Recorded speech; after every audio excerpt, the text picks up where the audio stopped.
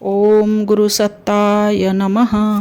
कर्मकांड क्यों और कैसे, जिज्ञासा हमारे समाधान परम पूज्य गुरुदेव द्वारा। आइए पढ़ते हैं और समझने का प्रयास करते हैं। गायत्री मंत्र हमारे साथ साथ। ओम भूर्भुवः स्वः तत्सवितुर्वरेण्यं भर्गो देवस्य धीमहि धियो यो नः प्रचोदयात्। कर्मकांड क्यों और कैसे, जप एवं सिद्धि। हमने अपने जीवन में ऐसे कई व्यक्ति देखे जिन्होंने कठोर तपस्या की थी, फिर भी उनमें कोई सिद्धि दृष्टिगत नहीं होती, जैसे कि परम पूज्य गुरुदेव ने प्राप्त की थी।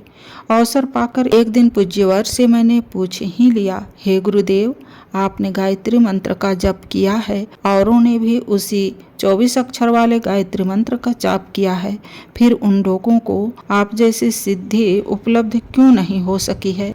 पूज्यवर ने मुस्कुरा कर कहा, बेटा, हमने इस गायत्री मंत्र का जप तो बाद में किया है, पहले अपने बहिरंग एवं अंतरंग का परिष्कार किया है।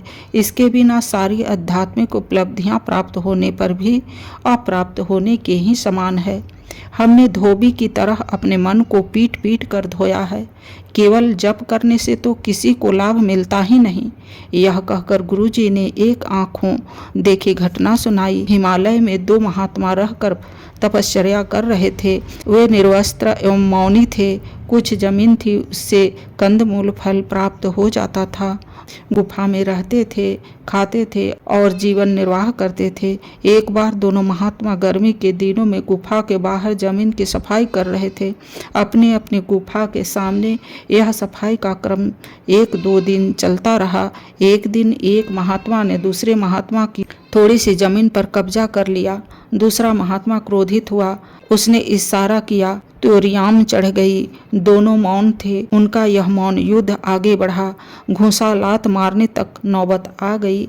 एक ने दूसरे महात्मा की दाढ़ी उखाड़ ली। खून बहने लगा। पूज्यवर ने कहा, हमें आश्चर्य हुआ कि हिमालय के मौन तपस्वी, गुफा में जीवन व्यतीत करने वाले ये साधक और इनकी ऐसी स्थिति, धिक्कार है ऐसी साधना को। जब तक अपना परिष्कार नहीं होता तब तक कुछ भी प्राप्त नहीं कर सकते। जब तक व्यक्ति अपनी धुलाई सफाई नहीं कर लेता तब तक उसे मंत्र सिद्धि हो ही नहीं सकता। यदि किसी प्रकार हो भी जाए तो भस्मासुर के समान स्वयं को ही भस्म कर सकने से अधिक उसका कोई लाभ नहीं हो पाएगा। तपस्या तो भागीरथ ने की थी।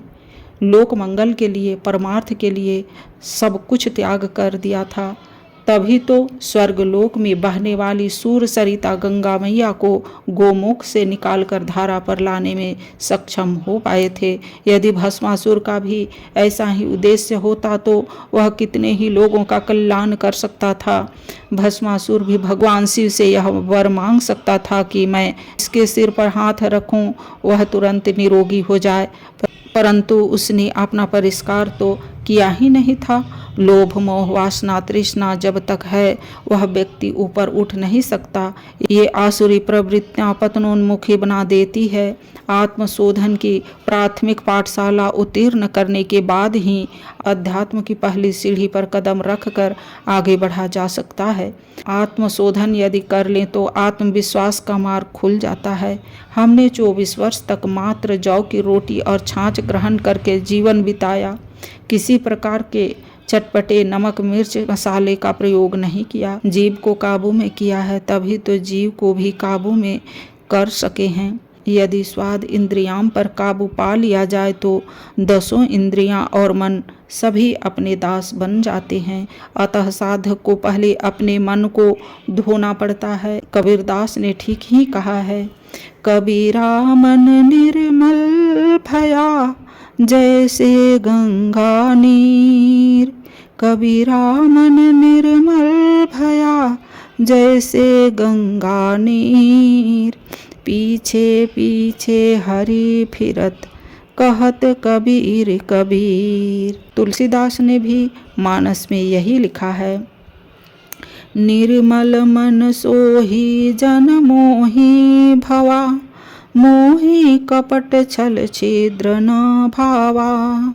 इतना कर लिया तो निश्चित ही भगवान को पा सकते हैं। चाहे वह जैन हो, मुसलमान हो, बौद्ध हो, ईसाई हो या फिर हिंदू हो, पूज्यवर के इन समाधान परक विचारों को सुनकर संतुष्टि हुई। मन का उहापोह समाप्त हुआ। अपने भी अंतःकरण की उसी दिन से धुलाई प्रारंभ कर गुरुजी के निर्देशानुसार हमने जीवन साधना का क्रम आगे बढ़ाया। आज के वीडियो में इतना ही। अगले वीडियो में पवित्रीकरण क्यों और कैसे के बारे में पढ़ेंगे और समझेंगे। लाइक, सब्सक्राइब और शेयर करें। धन्यवाद। ओम शांति।